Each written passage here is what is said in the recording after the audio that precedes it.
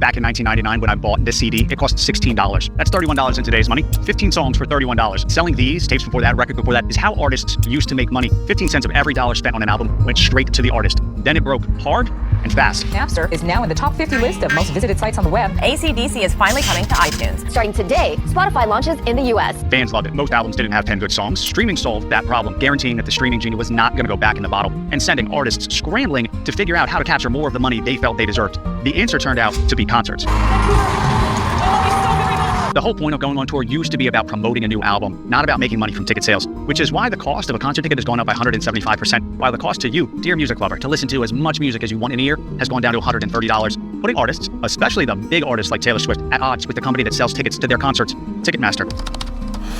Stadium tours are not common. Not enough artists have enough fans to fill stadiums in every city in the country. So stadiums like this sit empty most of the year. Even here in Los Angeles, this stadium will have just 7 events in all of July. If you get a stadium tour, you've made it in the music world. Ed Sheeran did 260 shows in 2019 for his Divide tour. That was the previous highest grossing tour of all time until Taylor Swift.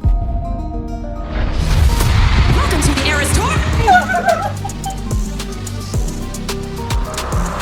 The Eras Tour spread 152 shows over 2 years. Having not toured in over 5 years, demand to see her live and in person was absolutely off the charts. Tell me why I'm literally emotional. Swifties are out in force on social media, news anchors are giddy talking about it.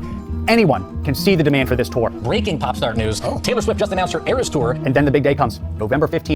Yeah, but here's the reason why this was able to work is because that 5-year hiatus of taking time off and creating contrast, right? So as somebody who is a pop star, she is constantly out there, music videos, records. She had that whole thing where if you look at it, the breakdown of it, because you kind of had to take a step back, right? She had that thing where she bought all her music back from Scooter Braun and company, and then she re-released them. So she had this whole release cycle where she was re-releasing old music, and she stopped, took a break, and then decided, okay, now it's time to go back on tour, because she was already flooding you with too much of her.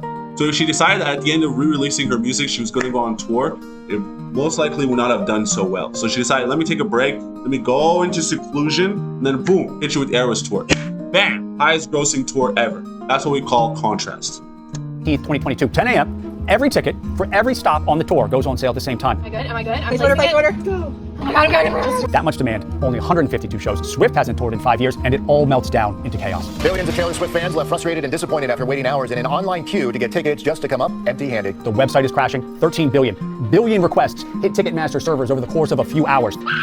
The line has stopped moving. The website fully crashed. I waited in line for like 6 hours. There are only 8 billion people on the planet. People are waiting in digital ticket queue lines for hours. As they wait, tickets are already popping up on resale sites like StubHub. $5,000 a ticket, $30,000 a ticket. Swift cannot do anything but watch. She wants to blame Ticketmaster, does blame Ticketmaster, who is partially at fault, but ultimately, one choice by Swift guaranteed this was going to be exactly how it all unfolded. That 2 very different groups of people with 2 very different goals would be smashing the refresh button as hard and as fast as they could. Group 1, the fans. Some get tickets, but most are a mixture of sad and rage as they try incessantly but fail to get tickets. Group 2, the people that buy and resell tickets for a living. They've never had a day like this before, ever. Saying it's their Super Bowl diminishes it. It's bigger than the World Cup. There really isn't a good comparison. Limited tickets to the most in-demand artist ever, and these tickets had one very special feature.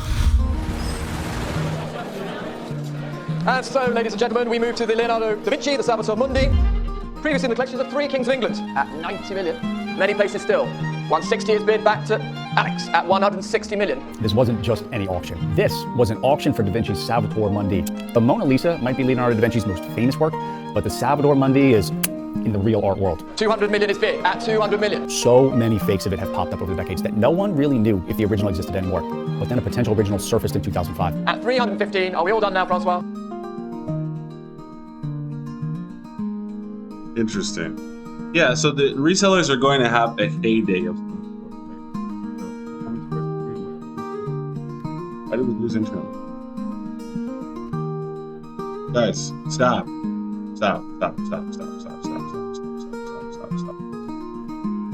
Well, $355 million is bid. This is exactly what Taylor Swift did not want her fans to have to do. Now, most people aren't that into fine art, myself included for the most part, but every now and again, there are moments in worlds you're not attached to that you can just respect. You get the gravity of the moment even if you don't care about the subject. This was it for the art world. The auction room was packed. It was almost a holy experience for the people running the auction that day. Selling here at Christie's, $400 million is the bid, and the piece is sold. there would be no auction for her tickets. Effectively, she was implementing price controls. Her tickets were not to be sold for more than $449. The best seats in the stadium, that was the ceiling. The worst seats, priced at $49. This is part of Swift's image, how protective of her fans she is. She wanted to make sure that anyone who wanted to go to one of her shows would be. $49 for a bad seat is actually not bad. $449 for a front row seat is actually really good. Like there was the Kanye West and Jay-Z tour. The tickets were selling at around $800 at the time. This was back in 2010. But yeah, it just goes to show you that, like, I guess she was trying to do a good thing, but you let things out into the hands of the internet and of the greedy, this is what happens. $30,000 for a ticket. That is absolutely ridiculous, but y'all know somebody paid that. Be able to. Can you imagine floor seats to Taylor Swift for $450? No, neither can anyone else. As nice and accommodating as that idea is, it even reduced the amount of money Swift would make from the tour. It's just not how the world works. Everyone instantly understood the real value of a floor ticket was in the thousands of dollars, especially the people that make a living buying and reselling tickets, the scalpers. As soon as it was known that Swift was going to disregard the advice of Ticketmaster to not do an auction, what they call dynamic pricing, and lock the price of tickets during the sale, the potential profit for securing one ticket became immediately apparent. About 15% of all tickets to a stadium show are premium. So for the Eras Tour, it's roughly 10,000 premium seats per show. These are the $450 tickets. When we add up all the shows, all the premium seats, there were about 1.5 million premium tickets being sold for $450. That's $675 million worth of tickets. But what do we know now? I mean, everyone knew this at the time too. It's why Swift capped the price of tickets. The average resale price of floor seat tickets was close to $4,000. Some went over $10,000, which means those 1.5 million tickets were really worth somewhere between 3 and 5 billion. And that's just for the premium seats. That's how much potential profit was on the table. Get a ticket and you could 10x your money. No questions asked. All you had to do was get a ticket in the regular sale. All right, let's buy some tickets. Philadelphia Eagles are playing the... So then who is buying up all the tickets if it's not the people buying the tickets? Is it the bots? Are the bots buying the tickets faster than a human can buy them? That's the only way these scalpers are making, like, it works the same way like those people that that buy and resell sneakers, right? Most of the time when all these, like, when the sneaker drops, it's all bots. It's the bots buying these things up.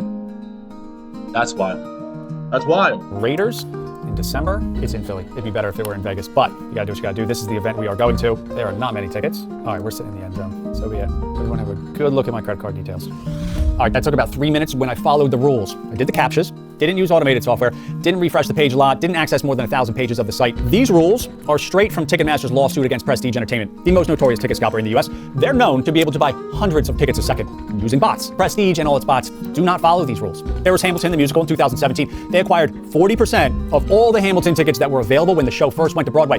They got the majority of tickets to the 2015 Pacquiao-Mayweather fight. The majority. 50% of them. If you read through the case, which the two companies settled, it says 10 unnamed people created thousands of verified accounts and purchased 300,000 tickets in 2 years. Here's how they do it. First, the actual bots. Bots are just code, a file or files of code that are written specifically to interact with a ticketing website and trick it into thinking whatever the bot is doing is something a normal human being on a computer would do. That's all a bot is, code.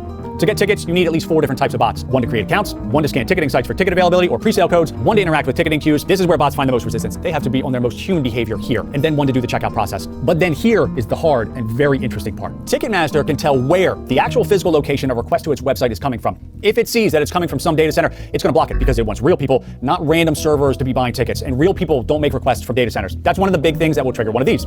So scalpers have to make it appear to Ticketmaster that the requests from their bots are coming from a phone or computer inside a house that someone actually lives in. Luckily for you, aspiring ticket scalper, you can buy access to the internet routers that are actually in 150 million real houses that have real, normal, everyday people living inside. Your bot's running in the cloud or on a bot farm somewhere. We'll first send their request to this company, Bright Data.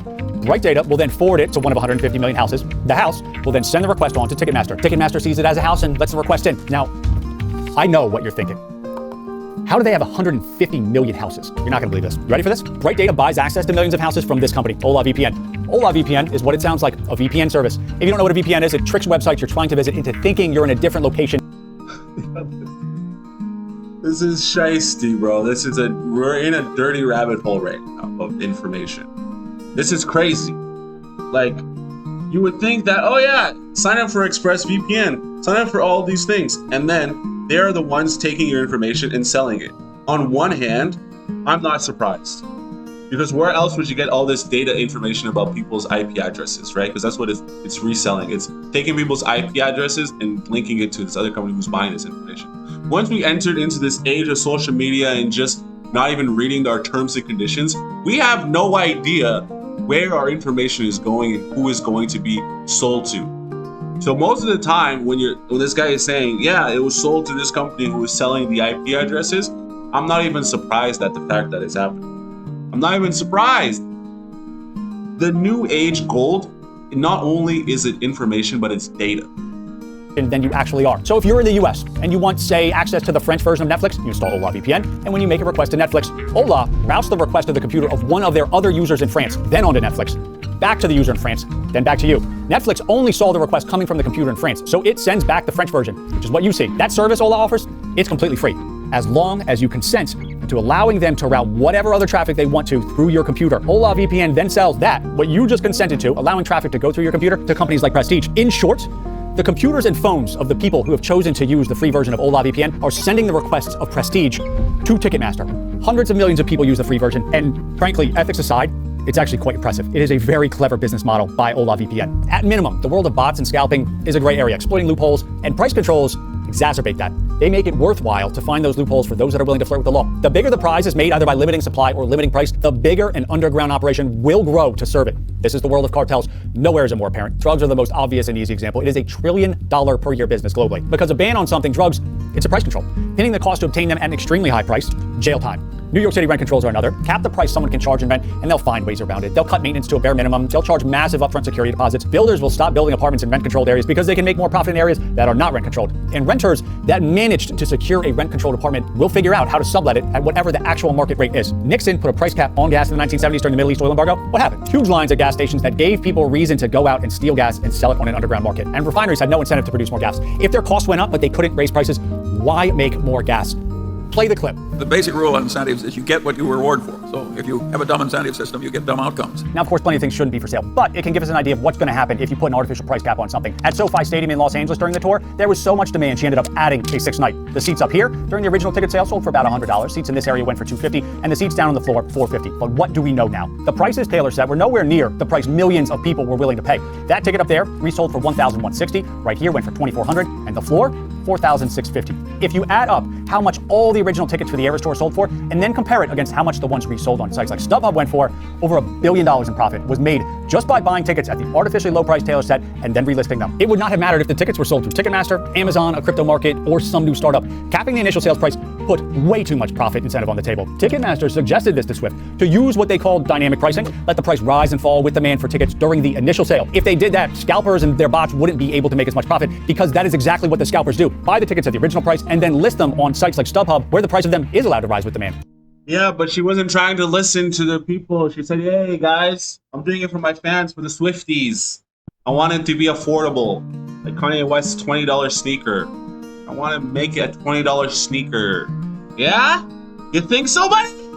Wrong. It's incorrect. It's not going down like that. Not this time. Not this time, kid. A second alternative would have been to disable the resale of tickets. The ID shown at the gate has to match the one that originally bought the ticket. A third alternative would have been to only allow resale on Ticketmaster's marketplace. But artists don't want to give Ticketmaster more power. The Department of Justice wants the courts to break up Live Nation, a parent company of Ticketmaster. That merger was illegal. It should have been blocked by the government. Live Nation Ticketmaster is an example of a very traditional monopoly. Is that true, though? Politicians would say anything that might get Swift fans on their side. But really, will it be forced to split? Is it a monopoly? According to the official complaint from the U.S. Department of Justice, Live Nation Ticketmaster has engaged in anti-competitive conduct to cement their dominance of the live concert market. Now, there are two businesses inside Live Nation. The concert venue segment, this is the Live Nation brand, which owns or controls about 300 concert venues across North America, including well-known brands like the Fillmore and House of Blues. And then Ticketmaster, which handles the actual selling of tickets for these venues, as well as thousands of others and many other types of events that aren't live concerts, making this a very narrow definition of the market Ticketmaster operates in. Because when you consider all live events, concerts, sports, theater, there are many competitors. SeatGeek won the ticketing business of the Dallas Cowboys and a few other pro teams. It also powers ticketing for Broadway shows and a bunch of festivals. AEG tickets Crypto.com Arena in LA and O2 in London. And then when you open up and you look at all artist tours, not just major stadium tours, the scope of dominance in the concert business shrinks again. There are over 2,500 music venues in the US. Live Nation only controls about 300. Now, they are some of the nicest venues, but maybe, and most importantly of all, the concert business, the Live Nation brand, in its history, has never turned a profit, ever. It loses money year after year. Only the ticketing business, Ticketmaster, makes money. If Ticketmaster wasn't there and wasn't able to throw cash to Live Nation, almost certainly some of the dozens of festivals they run would stop running. Like so many other festivals that have been canceled over the years, the venues that many people like, Fillmore and House of Blues, often get very high reviews, 4.5 stars or higher. They may very well be worse fun. They used to be. Concerts, festivals, and artist promotion are an extremely hard business. They're capital intensive, littered with decades of bankruptcies and ownership changes prior to Live Nation and Ticketmaster. At minimum, prices on the concert side would have to go up. So the outrage at Ticketmaster, predictable. People hate airlines too. Something bad happens to a person's experience, flights delayed, can't buy tickets to go to the concert, and social media lights up with outrage. It is a pattern that continuously pops up and will continue to pop up for consumer-facing, high-profile businesses, even if they're not huge or making much money. But really, the rub between artists and Ticketmaster is the money. They don't like when scalpers buy their tickets low only to sell them high somewhere else. Yeah, but clearly we can see that this now becomes a necessary evil, right? This becomes a necessary evil because without them making their exuberant amount of money selling their tickets, the idea of putting on these live concerts and everything wouldn't even exist. So you kind of have to look at it in that sense of like, is this sustainable? This has to be sustainable because without this, I can't go and watch a reasonably priced show at this venue. So I guess in the end, when it really comes down to it, it's like, yeah, they warned her, but this is the game, right? This is the game that exists, is this. Take it or leave it. Do it.